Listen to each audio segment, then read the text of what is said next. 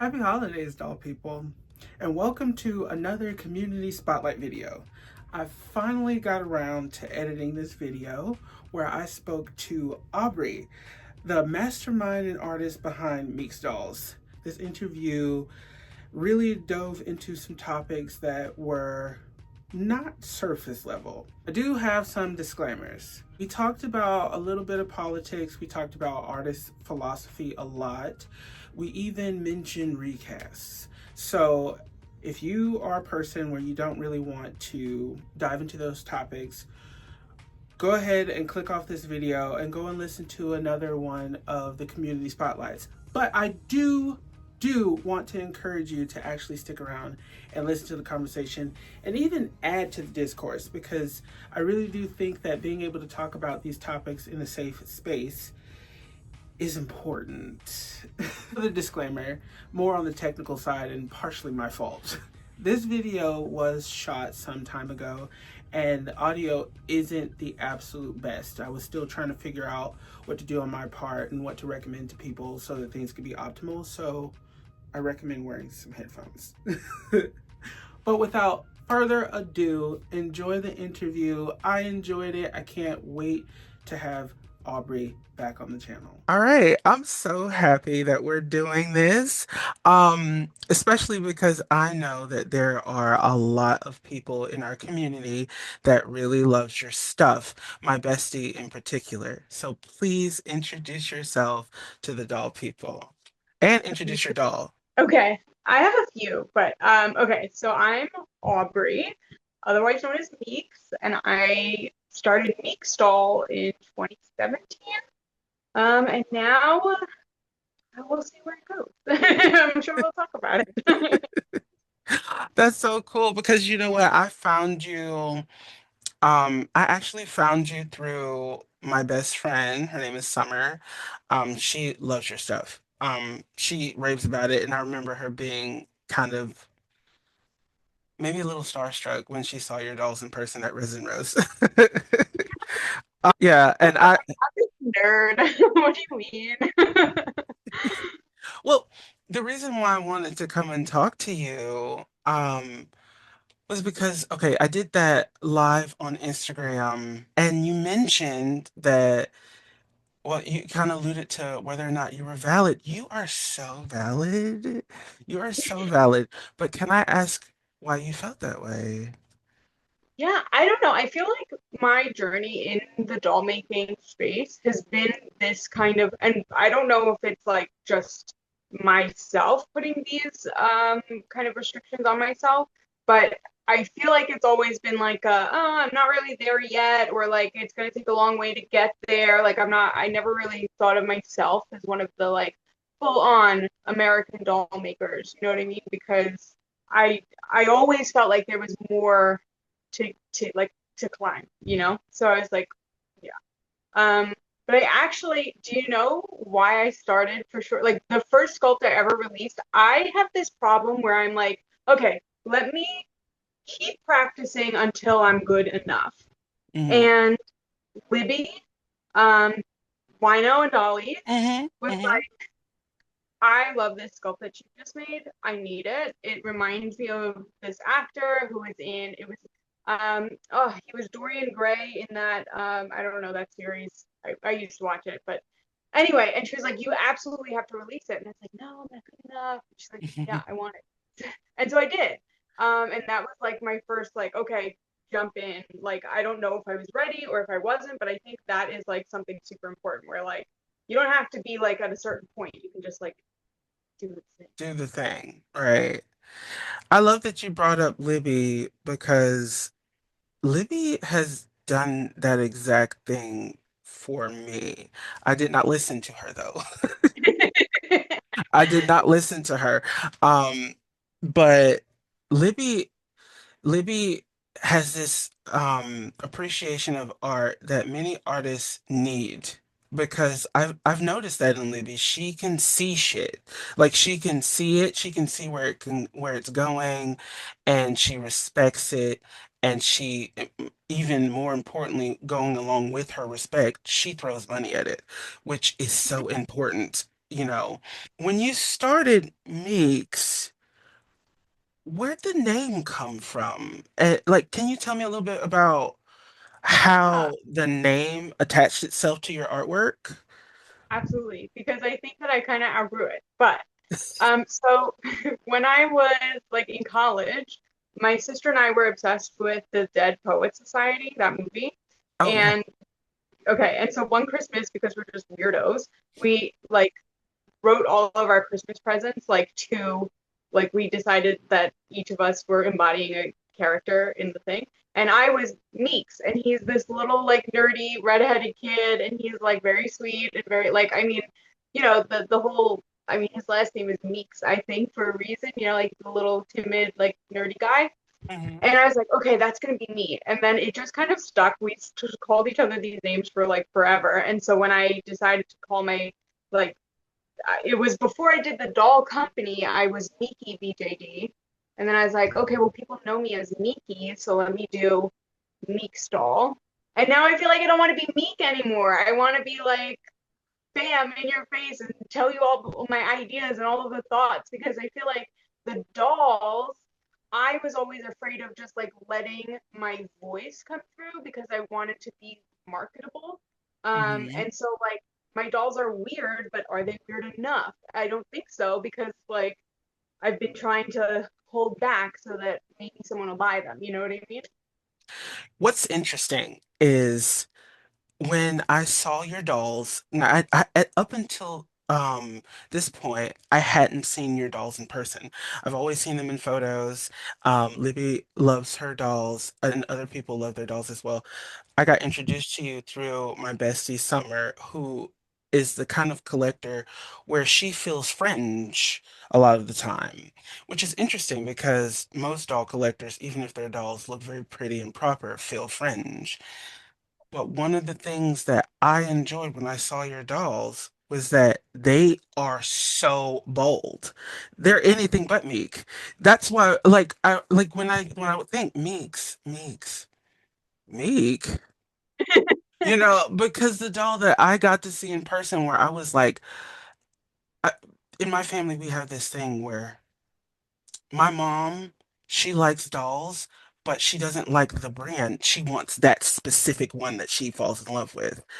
Yeah. And I kind of felt that when I saw your boy with the stomach, where his with the mouth in the stomach. I can't remember his name, but I remember seeing him on there he is. There he is. Yes. When I saw him, I was like, His name is Mouth. is it really? His name is Mouth? Yeah. It's because I don't know. When I was a kid, I had a One Tree Hill phase, and there's a character called Mouth, and I was like, this guy has a big mouth for his stomach. I'm gonna call him Mouth. I love But that. yeah, so he's here. I saw him at Resin Rose and I was like, holy shit. Like one of my favorite things about art is when you see certain art, sometimes it takes a moment for you to figure out what it is that you feel when you see the art, because art should make you feel things. Yeah, Sometimes you feel nothing, sometimes you feel so much that it takes you time to really digest and unpack. But when I saw Mouth, I was in the feelings that I felt immediately was afraid, intrigued, sexy. But then I also was like, who the fuck is he? Like I immediately wanted to know who he was. And just to have that kind of reaction to somebody else's artwork is so, so important because sometimes I feel like I become numb to art because I am an artist as well. So it's hard for yeah. me to find feeling. So yeah, I love your stuff. So, That's really funny that you say that because I felt like this demon period has been like inching slowly towards the things that I want to do, but feeling like I wasn't doing it enough or the point wasn't getting across or like they weren't reaching people in that way. So it's mhm. so funny because now I'm like, maybe they were. I think they are. One of the things that I've noticed in the last 6-ish years is that people that are attracted to the oddities find themselves in this battle where they can't they can accept it, but they can't express it outwardly because they don't want to be a weirdo, you know? Yeah. So those people see your stuff, they probably won't say a whole lot because a lot of people are afraid of being labeled a weirdo. But Yeah. weird is just an adjective. I find, especially in the last 5 or 6 years, I've been finding more intrigue in things that sometimes feel scary to your psyche, or like maybe you're not allowing yourself the full spectrum of enjoyment because people have told you you can't, you Yeah. know? And I learned that from my best friend. Like, my best friend likes darker aesthetics. Summer. She likes darker aesthetics. And at first, when I was exploring that idea through her and Libby, it scared the fuck out of me because I'm a happy person. Like, I mean, look what I'm wearing. Like, I'm such a bright, effervescent person. And I used to think that liking things that were darker, that were different, that were weird was not something I was allowed to do, especially You're also as a allowed black to do person, you whatever you know? want. Right, right. So I'm so happy that we got to talk about that. So let me ask you, so what has happened that's made you feel like you want to move away from the term Meeks? And also, compound question, if you were to move away from it, what would you call yourself and why? Okay, so now I'm going by Aubrey Obscura because I'm embracing the dark and unusual, and I myself am a little dark and unusual.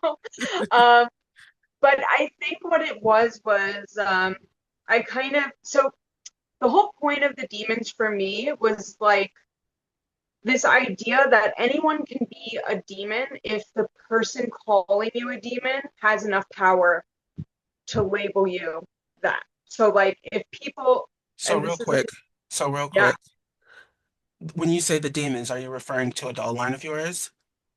this is dolls, this is the paintings, this is the sculpture, like this is like my core is Okay. feeling this.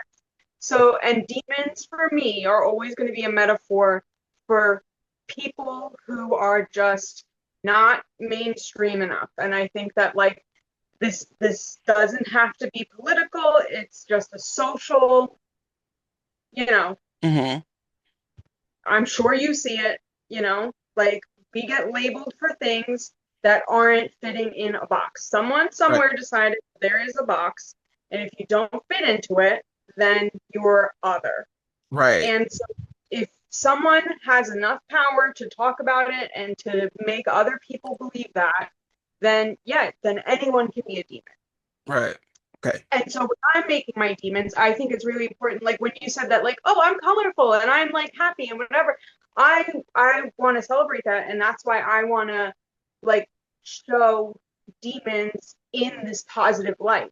That they're not these things that live in the dark. Maybe they're put in the dark so that other people can't see, what the world can be like if we kind of embrace each other for the colorful people we are. But it's not about that. I think being a demon is about being an individual, always seeking knowledge, trying to better yourself, trying to better other people, and that scares people in power. I agree. That actually kind of reminds me of something that it became a meme, but I remember years ago before the current administration was even a past administration. So this was before, it was actually during the time when Obama was still the president. I was going to these sip and paints, and I love uh the body, both female and male.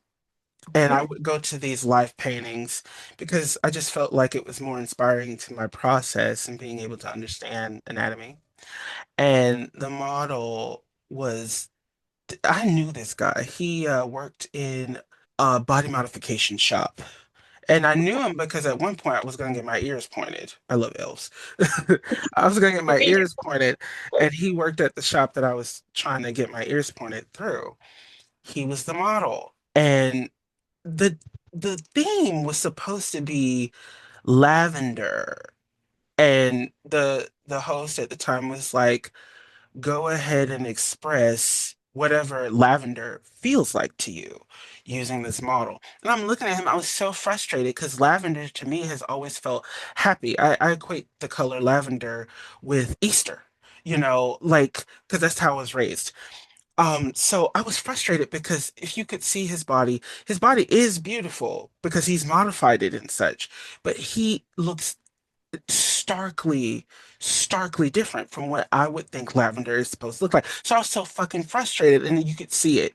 And my teacher came over and we had this conversation, and I was like, he's a beautiful person. I think he's beautiful, but if I weren't an artist, I would think he's evil because of the way he looks. And so I can't really find a way to make lavender work here. And I was very frustrated. And then this fabulous woman, she goes, "Well, you said you were raised Christian," because I kept talking about Easter. I was like, "Yeah, I was. I'm not Christian now, but I was raised Christian." And she goes, "Well, Satan was beautiful. It says it in the scriptures." And then that kind of fucked my brain so hard. And it kind of started this moment where I stopped seeing things at face value. So I totally agree with you because it's that mindset that tells us that things need to fit neatly into a box that enables us to reject people's entire personhood. You know, Mhm. we reject the entire spectrum if it doesn't fit neatly into that box. And the older I get, the more I realize that box doesn't fucking exist. It doesn't exist. Also think about it from a mental health perspective, and it's like, how is the DSM like a book this thick? And yet there is one brain that is like I don't know, like the model brain that all of the rest of the disorders are like, you know what I mean? At what point do we say like, hey, are you really unable to see that we all exist on a spectrum of somehow? We're so like anti-spectrum, and I don't understand Right. Well, that. the only way, okay, so you said it makes people in power upset.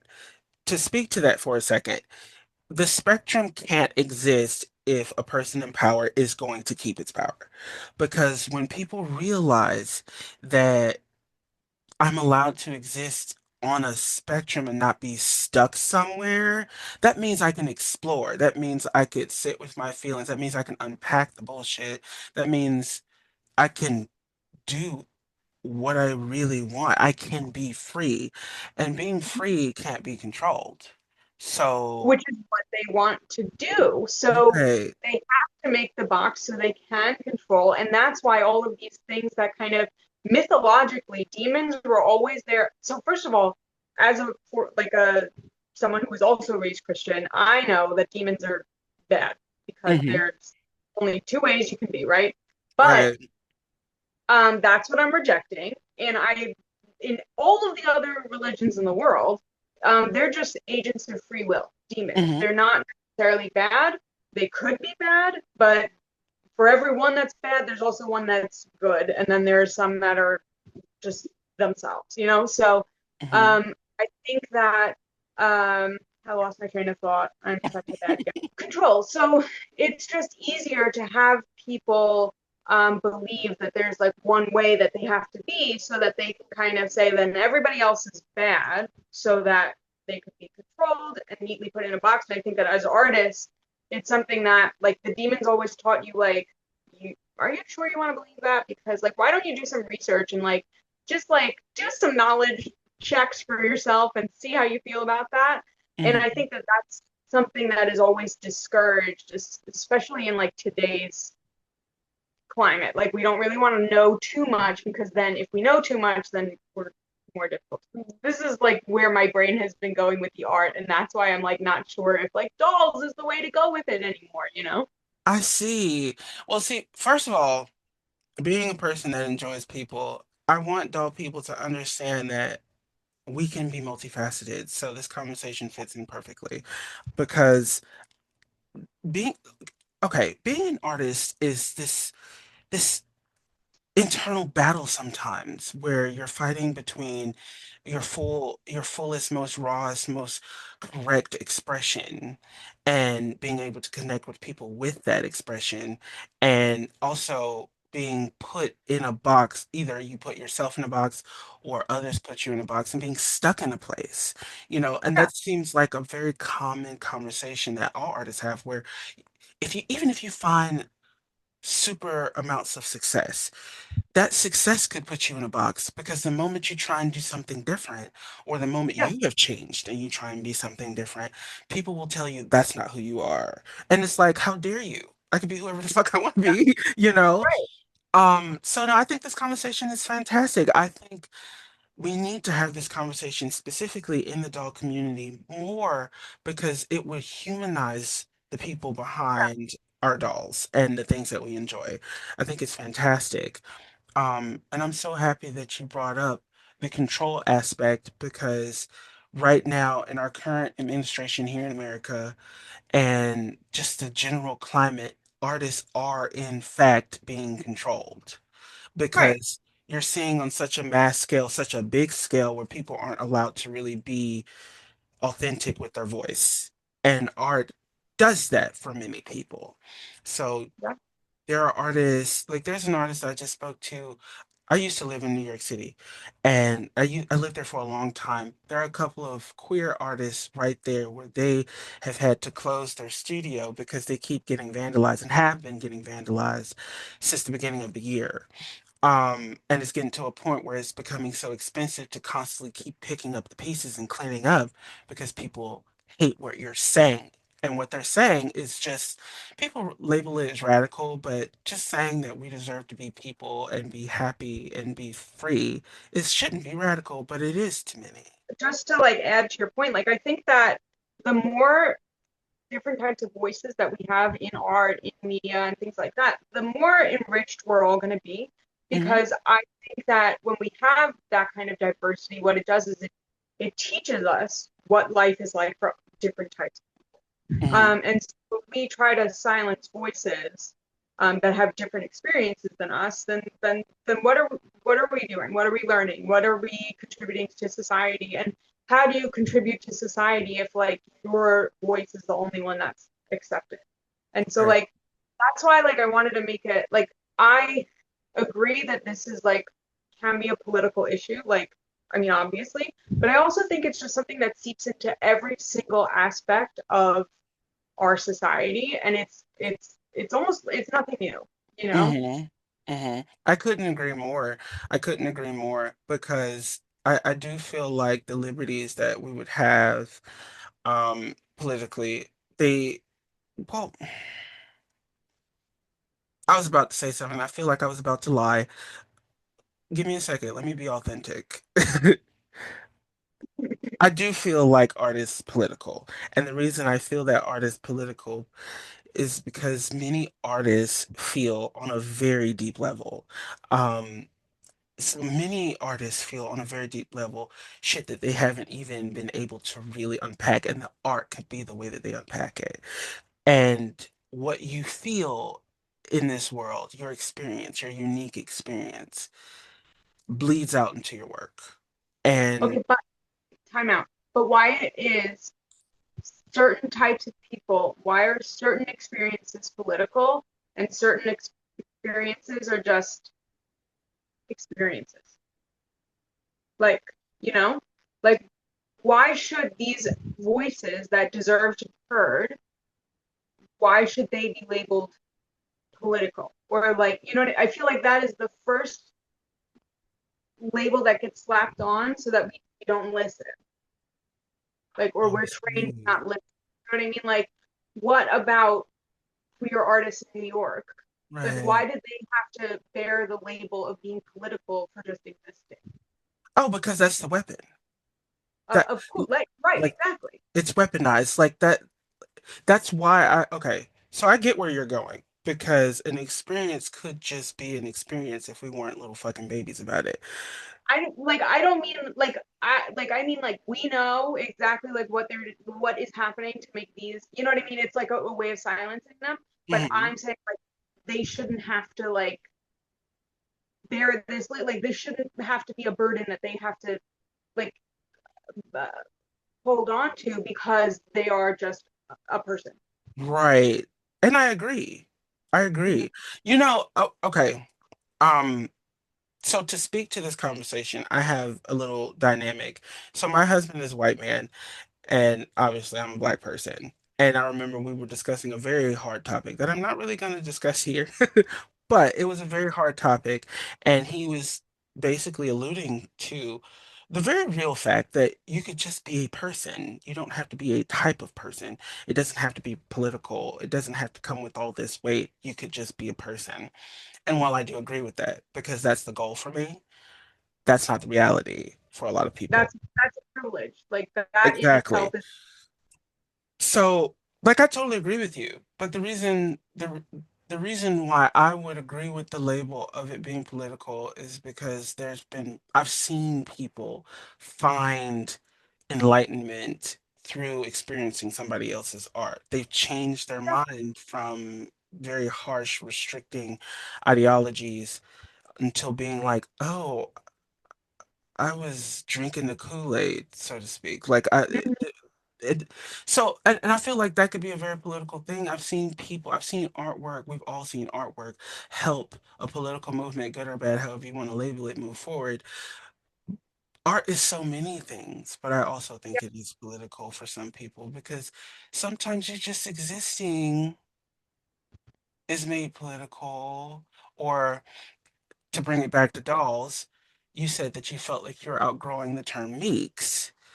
I totally get that because sometimes you can't always be meek. You know, yeah. your growth will require more of you. So, yeah. I mean, oh God, I love this conversation. See, I love talking about stuff like this. Nobody else wants to talk about stuff like this because it it means you have to sit with feelings, you know. Yeah, but I also was thinking about this, and I was like, "Oh, does Joshy know what he's getting into? Bringing me on this show with all my feelings about all of these. We're gonna say the P word." No, So listen, it's totally okay. I don't bring it to my doll channel often because I know that I don't know if you've noticed this, or it could just be me, because I have noticed that I'm an introvert magnet, but there are a lot of introverted doll people and they don't know how to have this discourse yeah, with certain people because they're afraid of confrontation or something. So I typically don't bring it to my channel, but I'm always down to talk about heavy topics because those are my favorite kinds of conversations. yeah. I mean, I think so, and I always go into it with an open mind because I think that you know, I'm always like hoping for the best in people, and I've noticed a lot of people like I'm hoping that a lot of the people in the doll community do have that empathy for each other and for the artists that we are. So like I feel like we understand art um like fundamentally. So when I navigate this and like yeah, I've been a little bit more vocal with like my feelings on demons and all of that stuff. You can probably like figure out what type of person I am based on that. But and like I do feel like a lot of the people that I'm friends with through the hobby do support each other for our differences, like are empathetic and like understand. So I'm like, all right, you seem like good people. Yeah. And see, one of my favorite things about our community is just how many, like, I can't, I have several kinds of hobbies. But doll people, there is something so very specific and sweet about the kind of support that you receive from other doll people. It feels, for lack of a better term, or just because I can't be as loquacious as I want to be at the moment, special. It feels Yeah, very special because they do find a way to support all of the things that you find odd about yourself, you yeah. know? So yeah, like I love my dog people. I really do. That's why I started doing this series so that we could all get to know one another better. So I have got to know who this purple man is back there. Who is that? This is Little Lucian. He's a tiny 73 centimeter doll. Look at Uh, him. have you ever seen the photos of Big Lucian? I have. I have. So this is Little Lucian. This is So the seven cute. foot demon is like a large version of this guy. I love Um, him. and he's kind of the one who started it all. So Really? Oh, okay. So talk about that. He started it all. Tell me, how was that journey when you were creating this human being? What was going through your mind? Oh, wait, correction. When you were creating this little demon, what was going through your mind? okay. So I mean, he's got a story, and like I, like everybody else in the hobby, have been writing a story for umpteen million years. But so the idea originated that he was half demon and half angel, but because he was this something else, he's an abomination, and he is like the othered of the othered. Like no one, the demons and the angels, both of them are like, no thank you. But because he is the combination of the two, you get like the most human like being you could get, right? Because like the angels are very like rules oriented, like they're very like strategic in how they think, and they follow rules and that sort of like upholding that like authority, you know what I mean? And they're good in that way.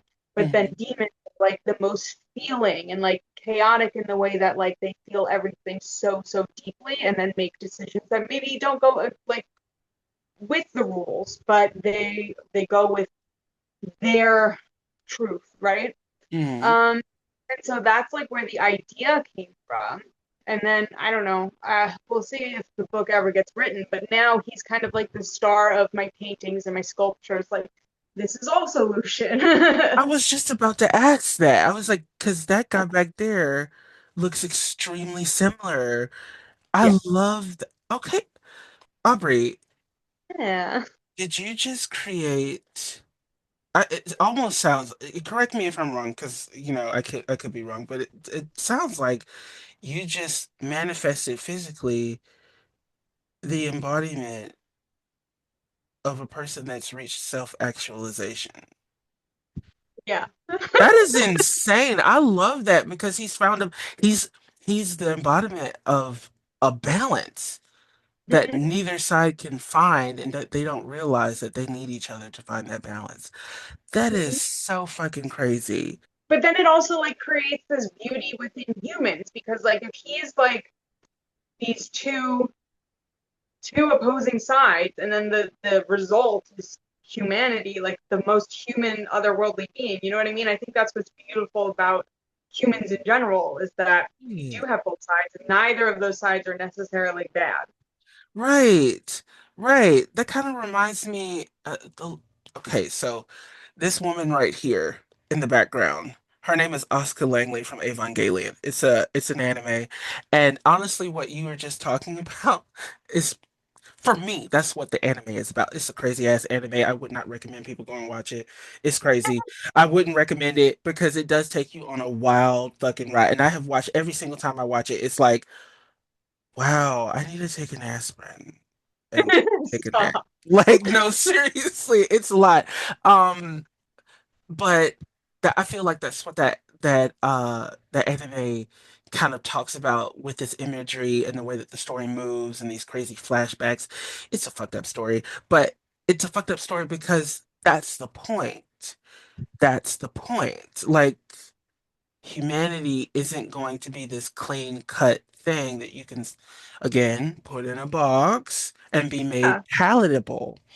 Speaking of palatability, you mentioned or alluded to not really going the full distance because you wanted to appeal to a wider audience. Can you talk about that a little bit? Like, what made you feel that way? Yeah, I think that like my doll's just again could be like a self-imposed prison that I'm putting myself in.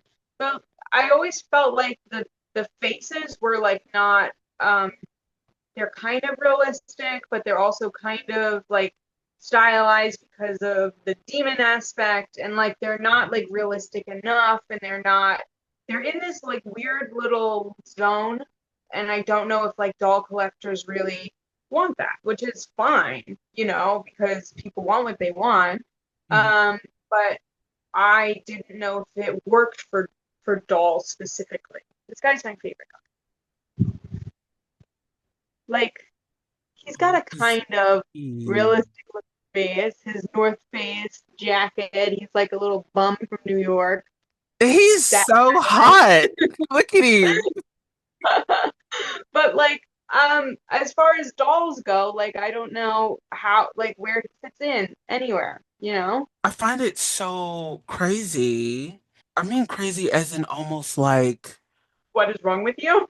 no, no, that's not what I mean. That's not what I mean. That's why I'm trying to be specific because I don't want you to think that I'm making fun or poking fun at your psyche. I find it to be interesting. Interesting is a better term. I find it to be interesting that you feel that way in such a diverse place. Because when I'm originally from Jacksonville, Florida, when I moved to New York City, I was so young and I was coming there for school. I found my wings in New York. I quite literally became a man in New York.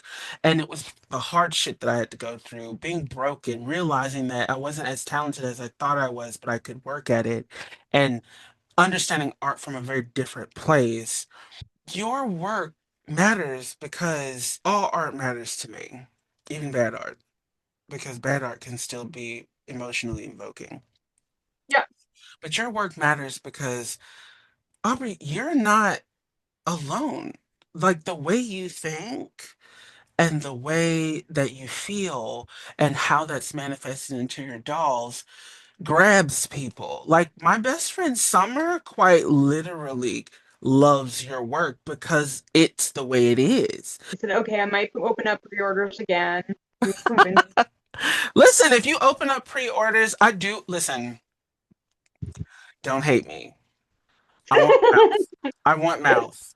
I want mouth. I want mouth so bad. Like I remember leaving Resin Rose and just being like, I hope she does a pre-order for that doll with the lips on his stomach. The big one or the little one? Okay, so I remember you asking about that in a post, and I was like, "Stop, tiny. I didn't know you made smaller ones. I remember that post where you were saying that you were asking what size we would prefer, and I remember being like, I want that big one. Big one. Yeah, the reason why I do is he's okay. So we were talking about stories. Do you want to hear one of mine? Yes. Okay, so I'm not a good writer. I think I'm good Stop at saying that. writing. You said that before. You said this that I wasn't as talented as I thought I was. You stop saying that because you are talented, and the only thing that keeps us from reaching our full potential is this magical, awful cloud of self-doubt. Get rid of it.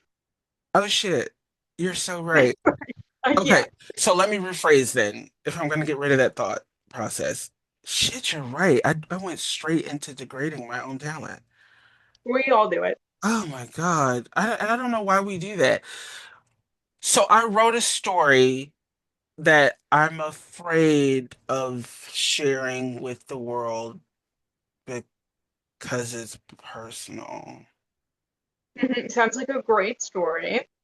I had a doll that I no longer have, and it hurts me just saying that I sold her, but I did sell her because we fell on hard times.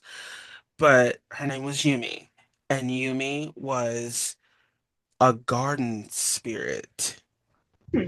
And she was a part of a bigger story for my doll Midori. I'm looking, she's over here. Here, let me grab her so you can see her. Yeah, forever.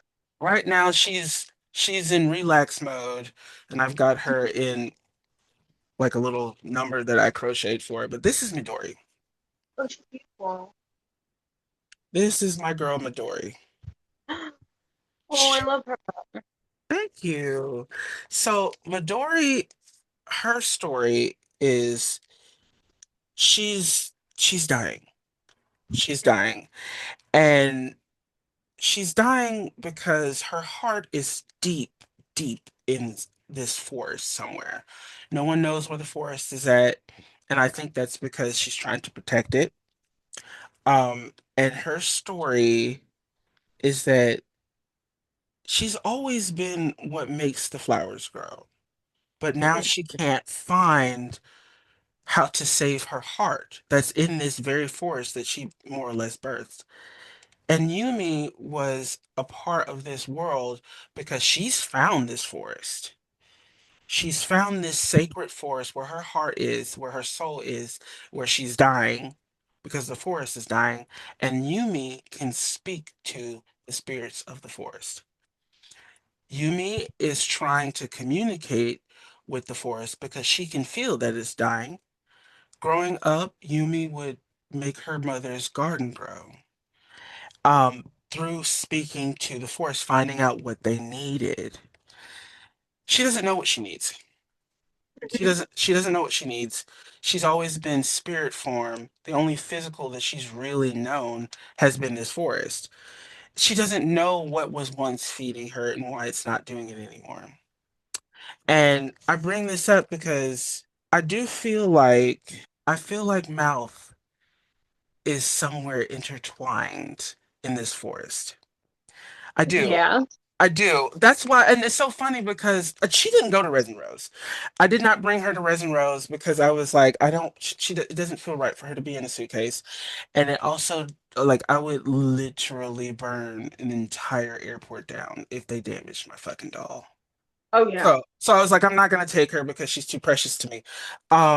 But I do feel like Mouth is somewhere. When I saw him and I just took him in, remember I told you I had all those feelings about him. Yeah. It was like Sunday night, and I didn't know where you were in the con because I want to talk to you again. But then we got caught up, and we had to like get our shit together so that we could get back on the plane. We just got lost in the shuffle there. But I want to talk to you about it because Mouth, I was like, there is a character that I named Pebble years ago. And Pebble was this character that was created from anger. Another character was having a temper tantrum. Her brother, in fact, Midori's brother, was having a temper tantrum, and his anger created a volcano that then birthed Pebble. Um, and so the doll that I had Pebble was too twee. He was way too sweet and adorable. He was the sweetest thing. I remember painting him and he was so much fun. One of the girls at the Resin Rose has Pebble, but he was just too cute. And Yeah. I remember talking to my friend. Nope, I was talking to Corey. I was talking to my husband, and I was like, I think that doll with the mouth would be Pebble. You know, so yeah, and I feel like he would need to be gigantic because something about the story. Pebble was a MSD Volksdoll, and I was like, Yes. he's too small and he's too delicate. I need something to be big. I need something to like when the doll sits somewhere, it demands attention.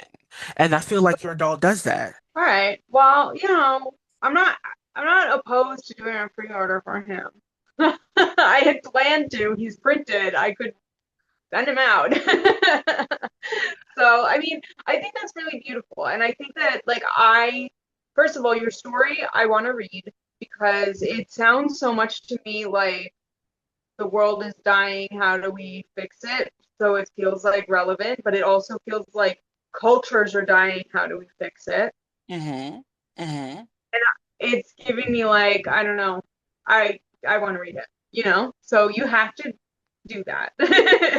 My sister, I was telling my sister about it, who is an avid reader. And she was like, you should publish that shit on Wattpad. And I was like, maybe I should. Who knows? Yeah, like self-publish it. You can do they do print on demand on all of those like Ingram Spark and Amazon and whatever. You can do that. People You, would buy it. you know why I haven't done it. I do know why I haven't done it. All right, so I'm gonna look at the camera when I say this. If you are watching this video when it comes out, please know that I'm not trying to pressure you, but it's just because I admire you so much. But I have not released the written version of my story. I've told it in bits and pieces on my channel before, but I've not released the written version because I want their approval of Anne Picaro. I really do. I want her proof. And I am not the kind of person to want someone's approval. But Yeah. if she were to read it and be like, I like this, she doesn't even have to love it. If she could just be like, this has merit, I feel like that would release me and I'd be like, all right, everybody else can read it now. the worst. I know I am. I swear to God, but that's what it is. And it's always been like that because when I moved into the okay, so I've been collecting BJDs for some time. But I started collecting BJDs publicly after watching a collector. Her name is Andrea. Her channel is Andrea Dolls Ahoy, and I was watching Ann Picaro along with other people, but those two were the ones that really inspired me to get in front of the camera. I've always loved literature, but I've never counted myself as a part of the creation of literature. You know what I mean? Like I always felt like a consumer rather than Mhm. a creator in that space. And experiencing Anne's stories felt so important to me. And I've told her that before. Especially that willow tree. I just love it. And I love the way she tells a story. It was her that inspired me to want to write a story. And then years later, I got this doll. Yeah. Um, I got a few dolls, and they cultivated the story. So I would love for her to read it and just tell me it's good, but mean it. Don't just tell me it's good. I want you to read it and mean it. Like if you don't think it's good, that's okay. I'm not going to be crushed. So no pressure.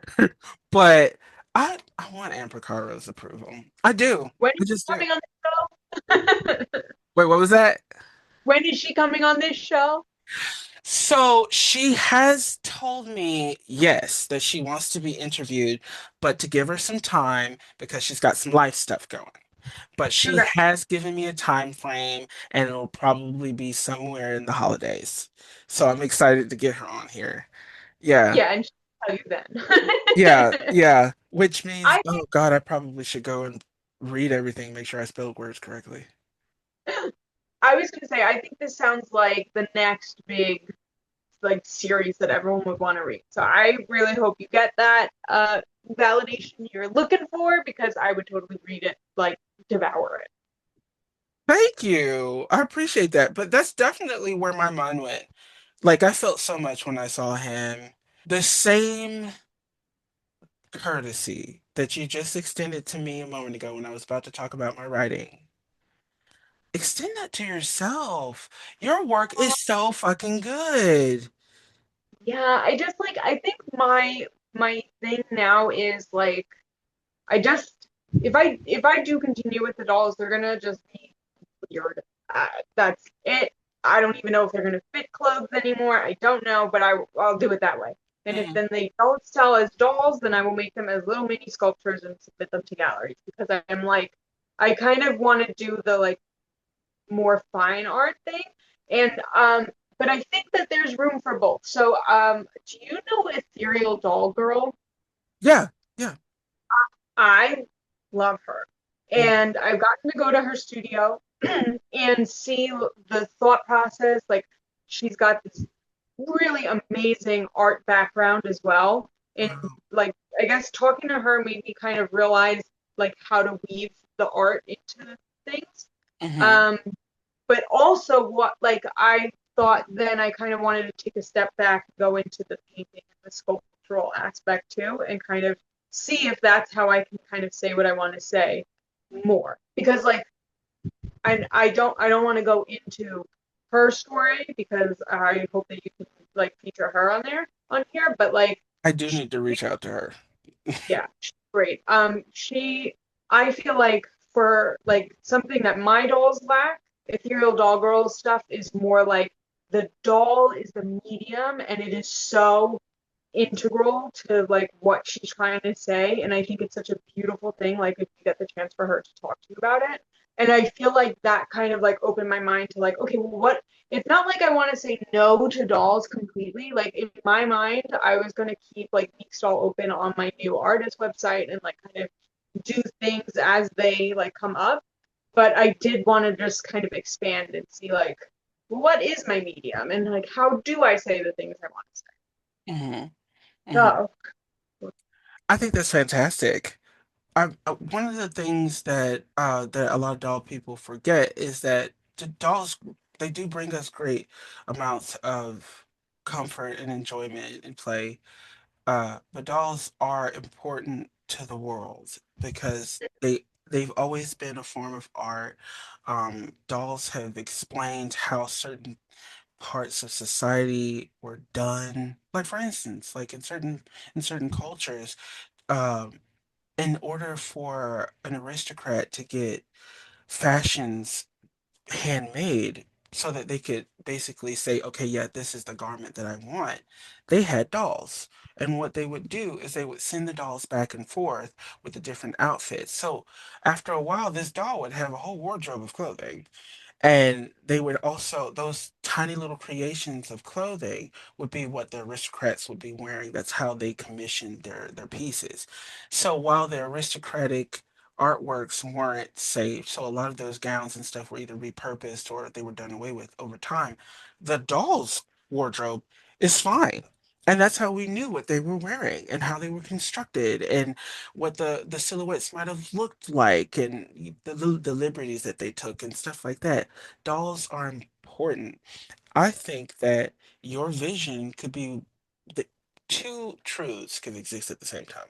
You know, like you don't have to sacrifice one in order to have the other, which I get it because I kind of felt the same way with dolls. Like there was a portion of me that didn't really validate my doll work as much as like other work. You know, like it felt like, oh, this is for the dolls and this is different. But it's not, because you do bring your skills to the table with the dolls. Have you been thinking about a rebrand? Yeah. I mean, I tried it a little bit. I thought I was gonna have like some normal dolls. Like, okay, so I did these 53 centimeter dolls, and I I had to buy this guy a little wig at New York Doll Con. So I don't know if it really fits him. He got a little silk press, but he's still cute. Look at he is cute. Um, and Look at his little shake and go. yeah, I love it. I have to get him a better wig. I was thinking about doing like normal dolls and then doing the demon dolls Mhm. and then doing Meek doll and Freak doll. But then I was like, I only want to make freaks, and so I don't know what to do. So just make So it freaks. I think I will, but I think like Meek doll is going to be like technically done. Like I won't do it under the Meek doll brand either. It'll just be like all Aubrey Obscura makes art, and then dolls are also part of that. I love that. God, I can't think of her name, but I followed her work for the longest, and I would love to own one of her. The name of the brand is called Enchanted Dolls, and Oh, I can't remember the artist's name, but her dolls have been all over the world in different galleries and such, and her work is just so fine. It's this level of decadence, but you can still see how playful she is. Like you can tell yeah. she's enjoying what she's doing. You know, I love her stuff. I feel like you could do that. Make your freaks, girl, because I want to see them. I think I will. And I think I was also thinking about like painting these guys the way that I paint my sculptures. So like really textured, thick paint, very colorful. Because I was like, I don't know, there's only like one way to paint dolls. You have to use the MSC, you have to use you know what I mean? Like, and I was like, okay, but what if I just took some really thick acrylic paint and painted to them the way that I do my regular sculptures? Like, that would be cool. Right. And so I'm thinking of like trying to mix things up. Do it. See, because you know what? Okay, so there's a doll right here with a blue hat on. I labeled her my ugly duckling. She's a Oh Blythe. no. Well, I put a beak on her and everything, and I gave her a Oh, unibrow, and she's got crazy freckles and boo-boos all over her face and stuff. huh. And there are a lot of things that we label ugly that are beautiful. There are so many beautiful aspects that we've just flat out labeled ugly and people think are undesirable, or rather they want others to think that they think it's undesirable because I can't tell you how many times being a fat person people have called me, gorgeous or hot or any of those things, but we think that fat is synonymous with ugly, and it's just not. I'm on my like, I don't know, fall back in love with myself journey. Like, I don't want to call it a weight loss journey, but like, it is part of it. Hmm. But I feel like when I was at my heaviest, the it's like when you get told, "Oh, but you're so beautiful," like as if you can't be beautiful and fat at the same time. So they have to like highlight, like, "Oh, your face is so beautiful." Right. It's like, bitch, I Thanks. said I'm fat, not ugly. You just said I'm fat and you're surprised I'm not ugly. Right, which is something that that's such a backhanded compliment when people So, are just like, you may say, "Oh, it doesn't come in my size," and you're just like saying that this thing that I like doesn't come in my size. I wish it did. That's what you're saying. But they're like, "Oh, but you're so pretty," or "You're so this. You've got a wonderful personality," and I just be wanting to throat punch them. or when you feel like you're not like feeling great that day, so you're like, "Oh, I'm so fat," and then they'll be like, "Yeah, but you're pretty," and it's like, "Well, I didn't say I was ugly. I said I was fat." Exactly. It's like, please, I really need you to understand what I'm saying. I did not say I'm ugly. Okay. And that is so telling too, because people that say stuff like that, they think fat is synonymous with ugly. That's why they're saying that, which is insane because that is not the truth. It just Okay, isn't. so since we're on the topic, so I did my Labellas guy. He was the one with the belly. He still Hmm. ended up looking, to me, when I look at him, he looks like thin, but he just doesn't look like he works out, so he's got like a belly. You know what I mean? Hmm. But like he is chunkier, like he's like EID size, so but he's short. So like I don't know. He's a a human body type. I don't know what it is, but something. Hmm. Um, and I keep like getting requests to do like bigger bodies, and I'm like, I want to. Like I have them sculpted on my computer. The Hmm. problem is the cost. Yeah. They're gonna be expensive. Yeah. Right. And like I I'll be completely honest, like I can't even like, you know, not that I can't do the pre-orders, but like I recently canceled a pre-order because I got less than the minimum, and like I probably could have swung it, but like it gets really difficult Hmm. with Hmm. like figuring out when you can't do the minimum. So Right. I was like moving and it was just a lot. So I was like, you know what, I can't deal with this right now, so I canceled it. But like if I can't even do that with like a doll, this was the two-headed doll, so it was a little bit extra. Like if I can't even do that, I don't know. And that's where I was thinking like maybe the art is like, because that would be like a one-off. I can still do the thing. I can still talk about the beauty in different types of bodies, but like I don't have to worry about filling a pre-order in order to make it. Because Right. sometimes with dolls, I feel like if I'm not doing a pre-order, then I'm not m- making art. If that, I don't know if that makes That does make sense. Well, the pre-order archetype has just become a norm in our sense. Mhm. community. It's just a norm. You can bob and weave, you can do different things. You don't have to stay stuck in one spot just because it is the doll world. You can do different things. One thing that, okay, so you've got things sculpting in your computer, so do I. I have not released my doll because I am afraid of releasing my doll into the world. I really do think when I was sculpting him, he's mine. You know what I mean? Um, Yeah, a part of me wants to release him to the world because my doll is fat. He is a fat man. Okay. And that's one of the things in our hobby that you just absolutely do not see. Anyway, my point is we don't see the expression of different types of bodies, and specifically in this niche, the way that we should. You know, yeah, every male doll that's sculpted is sculpted to be. Here recently, we're getting soft pretty boys, which I like. We're getting soft pretty boys, or they're like beefy, buff ass men. They literally live at the gym. You know, and I would love to see a male sculpt that's chunky because I mean, first of all, and this might just be me being a horny man, but fat men are hot. And then on top of that, chunkier, beefier, bigger men, they evoke comfort in me for some reason.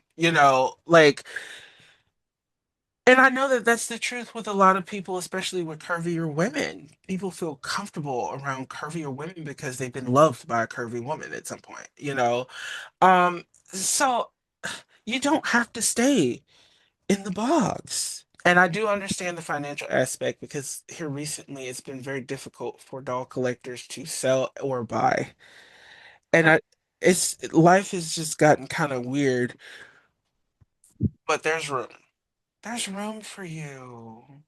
But there's also like I worry too because so many of the questions, even with the labellas, it was like very easy to clothe because he was EID sized. Hmm. It was like, well, where am I gonna get clothes for it? I'm like, I don't know. Exactly. Exactly. Yeah, Or, something that, oh, is that going to be a hot take if I say that? I love a hot take. Just tell me. I'm going to say it. I was gonna say, or have the courage to be bad at something so that you can get better at it. Like, Yeah. because people want to be able to consume, consume, consume, and that's fine. Being a consumer is fine, especially if you're doing it ethically and you're supporting artists and this, that, and the third. Being a consumer isn't the issue, but being a crippled consumer might be. You can be a consumer with talents. You have the ability to go and find the things that you need and want. If you see that you want something and you want it a certain way, you have the power to make it happen. You do. You do. Like growing up, I used to get kids before anime shit was so easy to get and so mainstream. I used to draw, paint, and all that stuff on shoes and t-shirts and stuff so I could rep my favorite anime. They would always say stuff like, God, I wish I could paint. You can. Ooh, It's I a love that. skill. It- Mhm. It's a skill. You can go learn it. It's a skill. It's not something I don't know if I was born with it. My mother was an artist. I've been doing art forever. The only reason my art looks relatively good is because I've just stuck with it. You can do this. It's a Right. It's skill. if you want to do it, you will do it. And I don't Mhm. think that like anyone is there's no shame in like being bad at art. It just means that Yeah, you can appreciate it, but you don't necessarily want to do it. But right. if you did, 100%. you can teach yourself because I think that there are so many like self-taught artists who are incredible. So like it's not even you don't even have to like go to school and become an art like if you want to you can. Yes, 100%. And see, so I guess I should be specific. I'm speaking to the people that I've spoken to where you can see they have a zest, a desire. They want to do this, but something has told them that they're not capable, or they're looking at other people's artwork. They're looking at the end result and they haven't seen the hours or years that a person has taken to get to a certain point. So they're telling themselves, "Oh, I can't do that." Yes, you can. So you ever have this like you look at the stuff that you make and you're like, oh, it looks like anyone just made that. Like anyone could make this. Hmm. That's what it looks like. Why did I even do this? It looks like anyone could make it. You're an artist, so what you're seeing isn't it looks like anyone could make it. It looks like I made that. And Right. just because it looks like you made it doesn't mean it's bad art. It just means that you have a style and you've done it and it looks like you made it.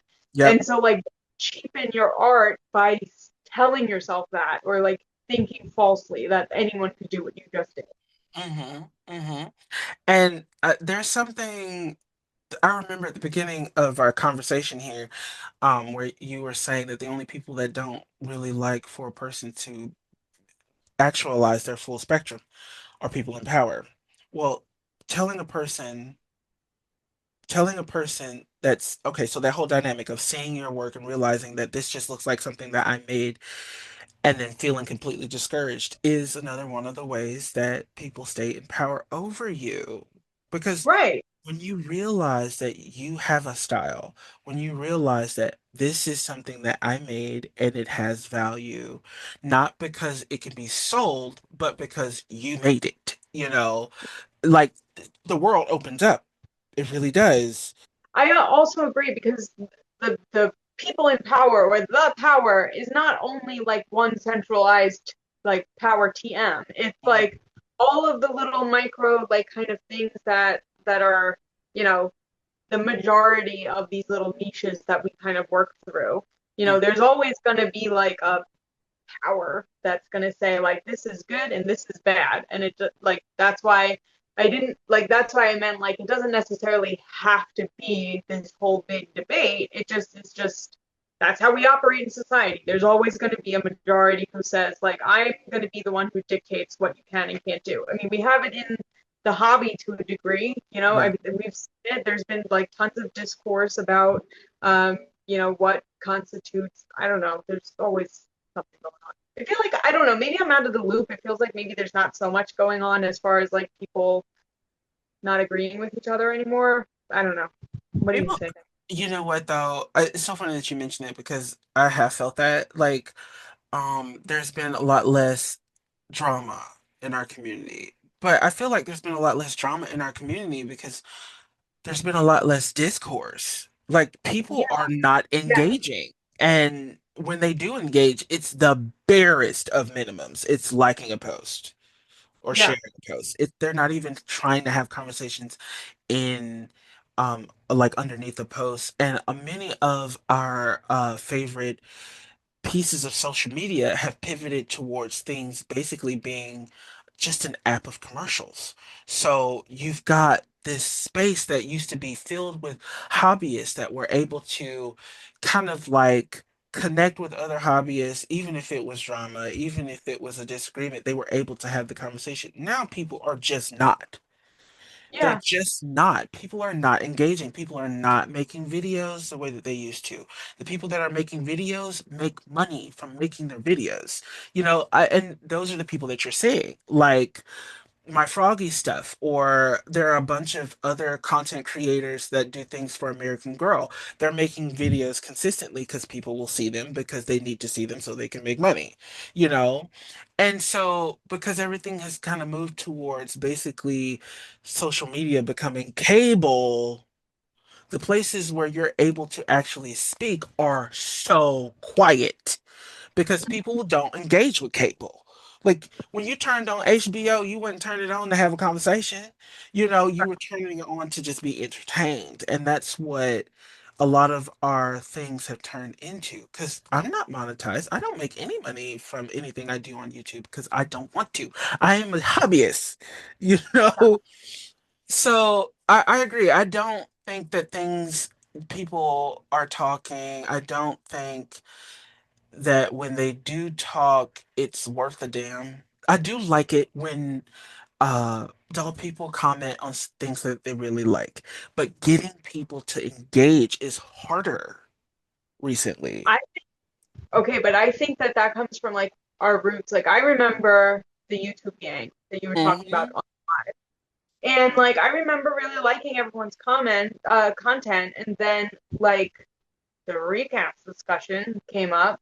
And Hmm. then I feel like after that there was so many like you couldn't be associated with certain people or else like you know what I mean? And there was so much of that and I'm kind of like I know what I believe. Like I don't like I support artists. I am an artist. Like I know what's going to be in my collection. But like I don't think that that means that people are terrible human beings. Like I don't know. It, like so I guess what it did was like make this like where you couldn't really say too much without getting backlash, and so like maybe people Hmm. are afraid to like engage now.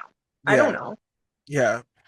We I used do. to share our stories. We used to share so much information, like just, Yeah, we did. and I'm talking like when I first started in 2017, so really not that long ago, Hmm. you know? Okay, so I've been doing BJDs since 2008. Um, the recast debate always gets out of hand. When it was on Flickr and people were talking about it on forums and stuff, it got out of hand. Then when people brought it over to YouTube, it got out of hand. And when people brought it to Instagram, it got out of hand. It always gets out of hand because people want to feel strongly about something. Hmm. They want to. And I've always kind of been in a place where reckoning with counterfeits is something that any creative person that has success will have to deal with. There isn't a single successful person that has not been copied. This is how a lot of artists find their talent by copying a style, by copying an idea. Profiting from it financially is another thing entirely. I do think that a lot of people have valid points, but just because you have a valid point does not or it should not embolden you to be awful to other people. Like, okay, because Right. what you have is an opinion, baby, and everybody got an opinion, just like everybody got a booty hole. Like, chill. I mean, if someone were to recast one of my dolls, like, would it hurt me? Like, fucking yeah. And Yeah, for I, sure. sorry, like, pass on your thing, but I brought up Libby earlier. Like, I used to talk to Libby, and I don't remember why I stopped talking to Libby. You know what I mean? Like, Yeah. and it probably was because of some kind of like, things got like crazy and we fell out of touch because of like whatever discourse, but scare me, you know? Yeah. and and then you forget who people are and you like dehumanize them. And so like I'm like I don't want to talk about that and like bring up um like a another open a can of worms. I feel like that whole thing, because I feel like it died down now, like the animosity over it. Like I don't know, I Mhm. haven't seen it drop in a while. But I feel like that kind of made people scared to talk, not because they were doing bad things, but because you're right. Opinions are like assholes. Everyone has one. And so, and online, when it's so easy to forget who real people are, then you can say whatever you want, convince yourself you're right, and then you don't worry about whoever's on the other end. So, And one thing that um these keyboard hustlers do is they single you out. That the witch hunts were terrible. Um, and it wasn't just people that owned recasts. There were people that owned dolls that were considered budget friendly, which still isn't budget fucking friendly. I have never met a BJD that was cheap. Even yeah, the cheap ones are still expensive. But they had like babobis and or resin souls, and they would get bullied to shit because their doll wasn't like a super expensive Zoom or Volks or something. So there was this kind of cliquish like behavior where they basically would belittle, harass, or be just generally awful to people that didn't meet their stupid ass criteria. I don't like that. I also like, and I have talked about recasts on my channel before, and I was kicked out of the DOA group and everything because I feel like some people forget that we are doll people. yeah. The normies think we fucking crazy anyway. Like, would you chill? Like, like you can't pick on another person for being into dolls. It's so ridiculous. I do think that the discourse around that has kind of become a little moot. I think people still have their feelings. I just feel like they've moved towards maybe not being a dick about how they feel. Or Because you being can, different. or probably being a dick in private, which is so fucking insidious. Like, you ain't got nothing else to do. No.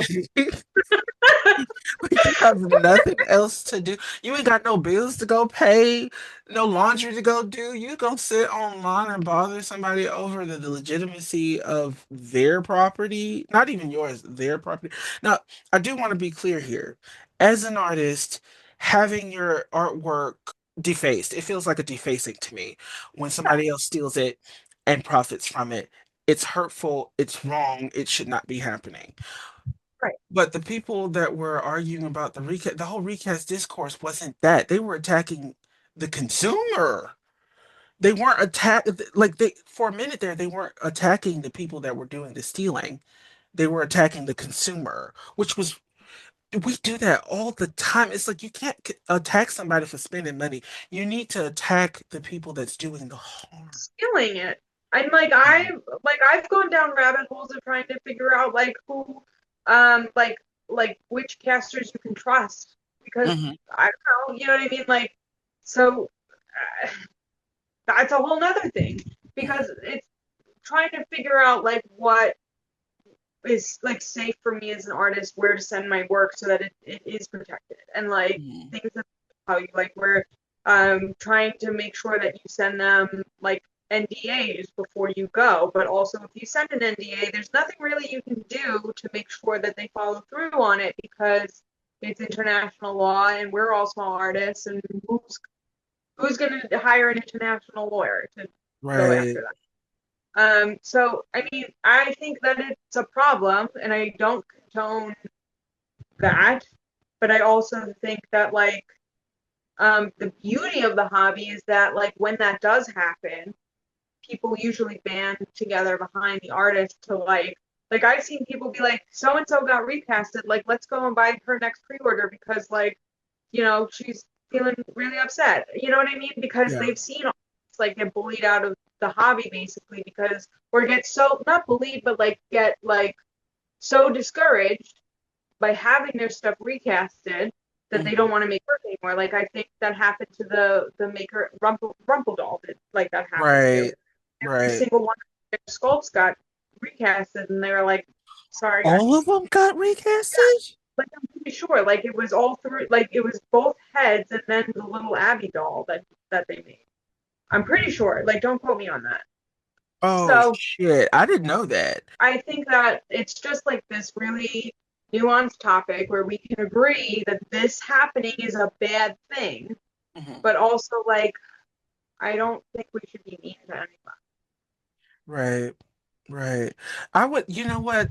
I would love for the conversation to pivot a little bit more towards because whenever recasts come up, we do have the discussion on whether or not we should be shit to each other. I think that now that we finally understood that, because I do feel like most people have their opinion and they've decided that they're not going to be awful to people. Now that we've finally gotten there, I feel like we should move towards or pivot towards more rights for the artist. Because I Yeah, like feel how do we like if do there were this? more rights, because I know, like, there are plenty of doll collectors that are judges and doctors. We've got some really intelligent, powerful people that are doll collectors. Why can't we move towards a way to giving artists more autonomy Yeah, over their creations? Because that's the problem. That's right. the like that's a big problem. You can't control what And you put out. also like the okay, so because the unit price of dolls is so high, it's Mhm. very easy to be like, oh well, like these artists are making a shit ton of money on all of these dolls that they're selling. Not true.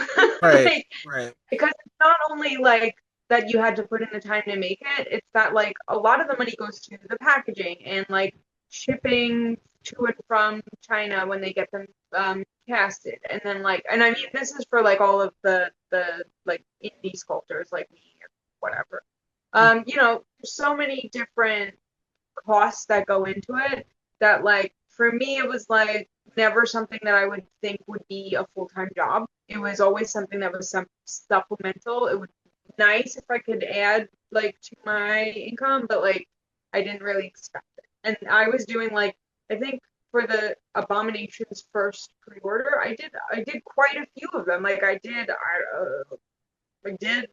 I'm gonna say like at least 30 units on the first pre-order. So like Cool. Wow.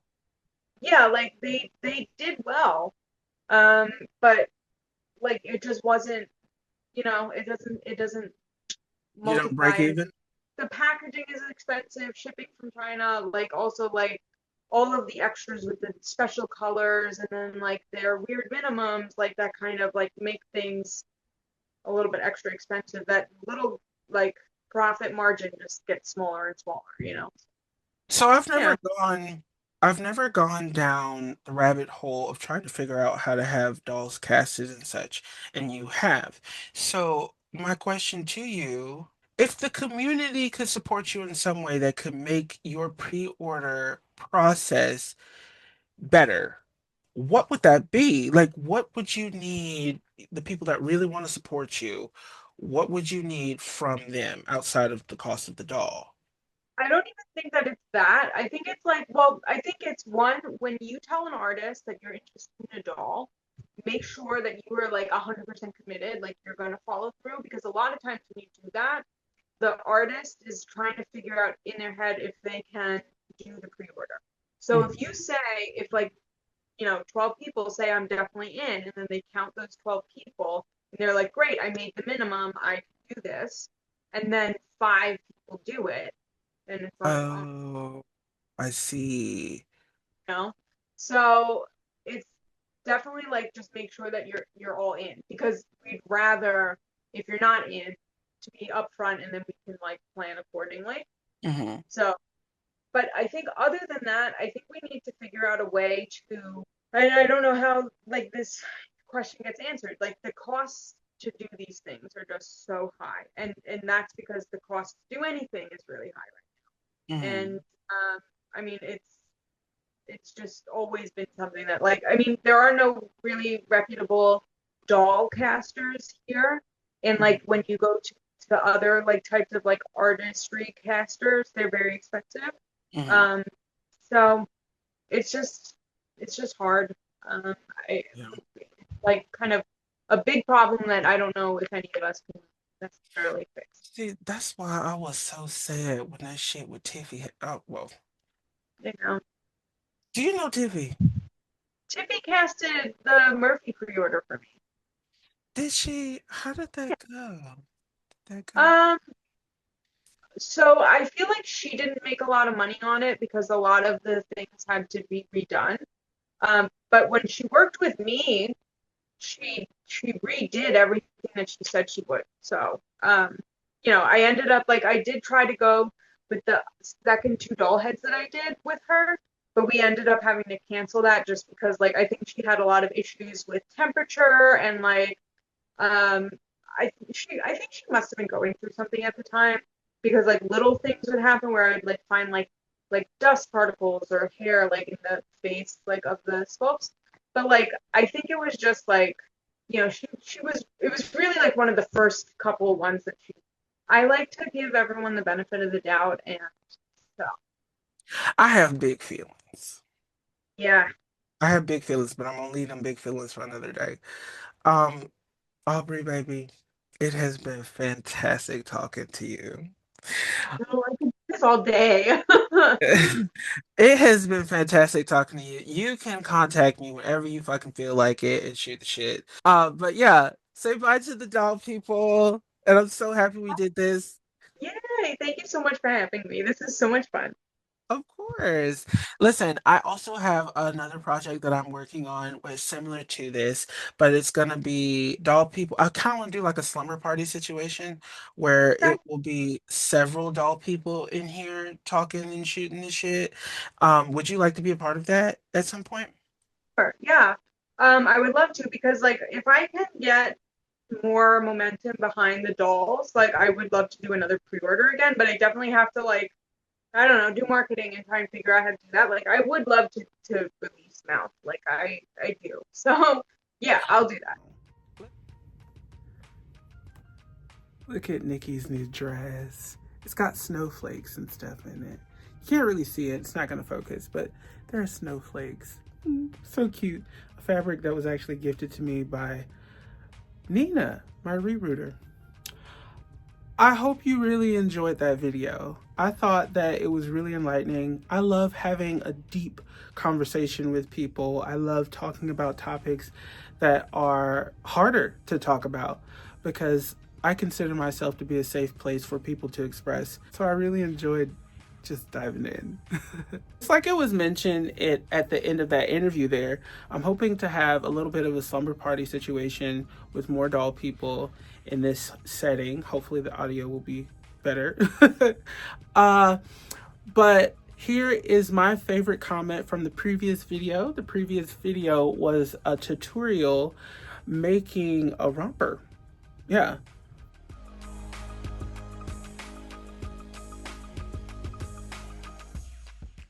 Also, guys, Aubrey has her own YouTube channel where she's basically doing the same thing that I'm doing here, where she's interviewing people about some really cool topics. Go give her a follow and also check out her website that's right there on your screen.